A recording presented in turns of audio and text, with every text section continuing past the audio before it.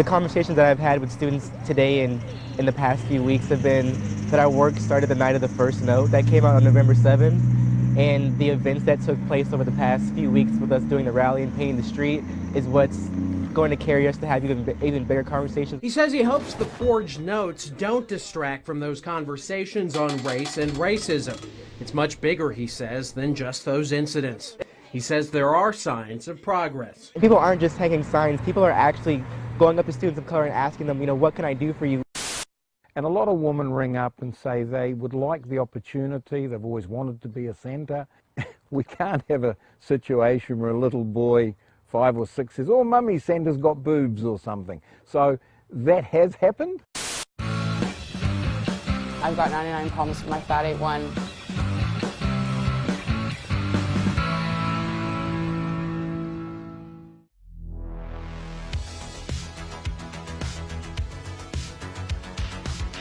I encourage body positivity by putting myself out there, by showing other people that you can love yourself at any size, and being body positive is for everybody.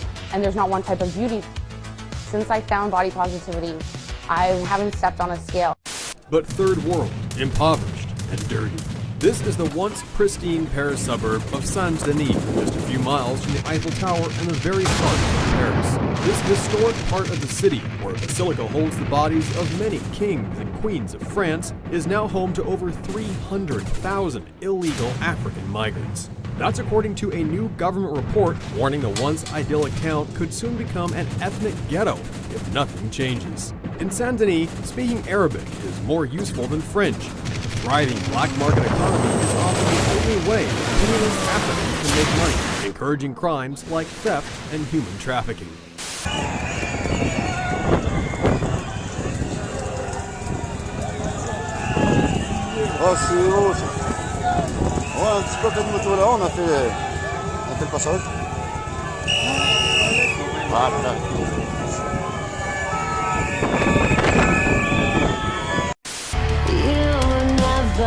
Believed in me, but I'm one of a kind, girl.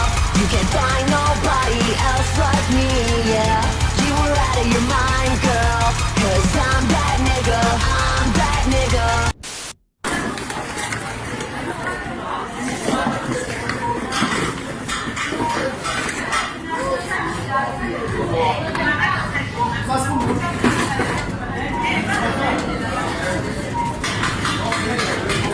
Yeah.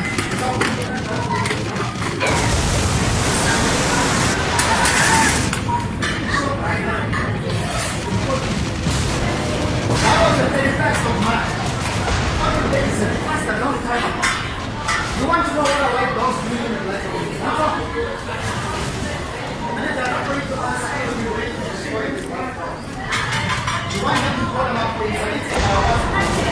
Que no lo esperen. We want them to call police. We don't want no fucking white, brown, and black community, and in this store in particular. They called it a cinnamon beard earlier. It's a cinnamon beard, and it's really soft.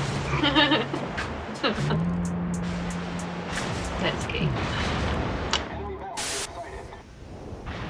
Well, Brett, it was around 11 o'clock last night when things took a violent turn here on the Simcoe foreshore. A large group of youths gathered just next to the Donovan's restaurant started brawling.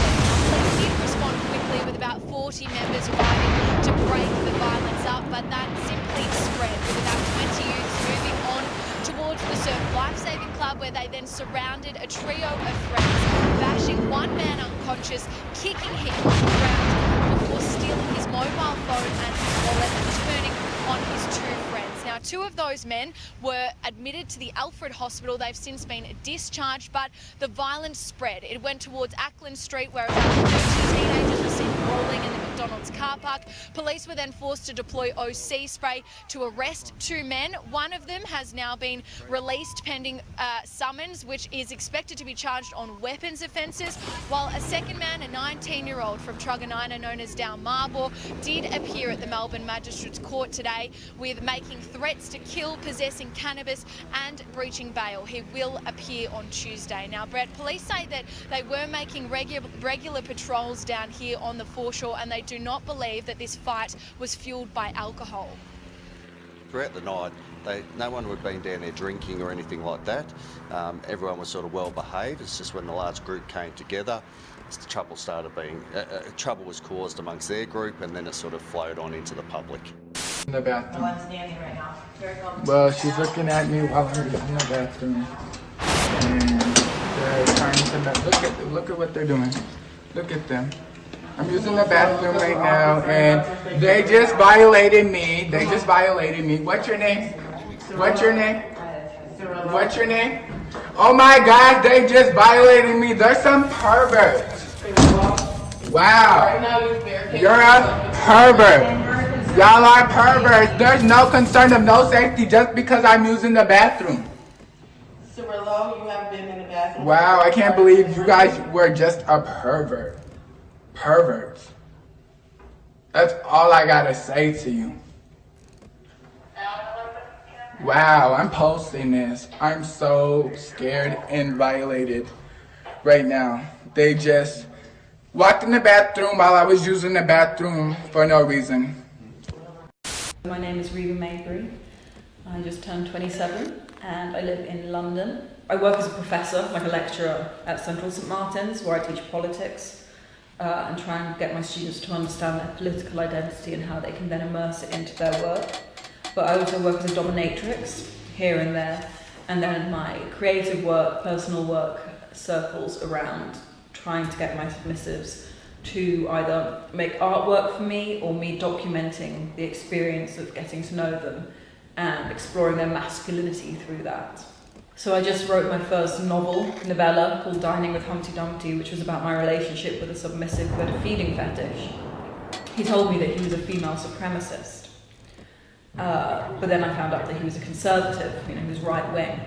So throughout the book, I challenge how he can call himself a female supremacist, but also, in his own views, vote for a party that actually hates women. So a lot of the book is about how people use political issues as a sexual fantasy and how that's problematic. But then in the book, I decide to think about the power dynamic that exists between a dominatrix and her submissive. And I decide, if he wants to make me really happy, which apparently he does, what could possibly make me more happy than me turning him into a socialist? Michigan lawmakers are unhappy with kids' meals at fast food joints. More than a dozen state lawmakers backing a bill to stop fast food chains from handing out gender-specific toys like action figures or stuffed animals. They say it limits kids' imaginations and interests. Wanna flex, diamonds on my neck. I like boarding jets, I like more than sex, but nothing in this world that I like more than checks. Money. All I really wanna see is the money. I don't really need a D, I need the money. All a bad bitch need is the money. If we look at how Brighton is as an area, it's got an extremely high LGBT population, it's extremely liberal. So when kids are in a school and they feel, there's no stigma attached to being gender fluid or trans, so if they feel supported in an environment, then they're going to be questioned. Why should they be encouraged to do this when it's clearly, because for there's many nothing of wrong them, with being questioning about... nobody's going to persuade me that 76 kids at one school in Brighton woke up one day and decided to be Well, who said that gender they woke fluid? up one day? Who says that it's not something that happens overnight? It's something... But where does this end? Do we end up with literally nobody in the future identifying as male and female? Well, what does that do? maybe. Really? Yeah, absolutely. Why would you be happy with not that? nobody, but some people are trans, and that's the fact. You genuinely think 76 kids in one school are transgender? I'm saying that it's a Or do you think it's possible? Is it possible they've all just latched on to a fad that is getting more and more attention, and they are basically having their minds turned to gender fluidity? That's the case at all. But what's interesting is watching a lot of members of Congress enter this House who do not have that generational memory of being blindsided by like Reagan backlash or post 9/11 backlash, and they seem to conduct themselves as if they really do believe the majority are behind them. And they actually are reflective and look like the makeup of America that is now and the America that white Americans or conservative Americans are afraid of that is coming down the pike.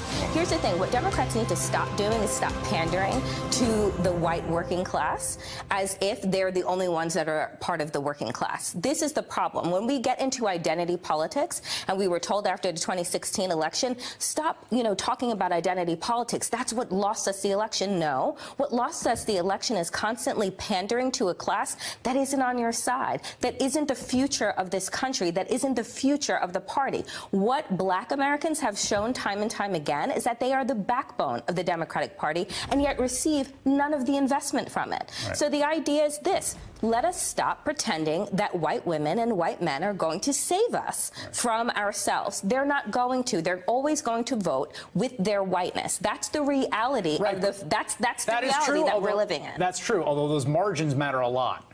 They matter a lot, but here's the thing. If I'm looking at a pyramid, right, and we're constantly looking at the top, I want to pay attention to the base, and the base are people of color. Within the contract, asked for me to provide her with 3 promotable or people that were already the rank of captain or higher.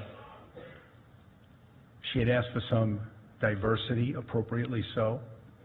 I gave her 3 names. One of the names I gave her was Captain Jordan. Parkland, the city of Parkland set up an in-house review, a board, if you will, a selection board. No member of the Broward Sheriff's Office, including myself, was on the board. That's the way Parkland wanted it. And Parkland selected Captain Jordan, and that was the etymology of how that came about, Commissioner. So, Father Christmas, as his name suggests, is male, right? Oh, but is he, Piers? Well, what's he identifying as this morning? Father Christmas, for all of time, has been Father Christmas, but not in Newton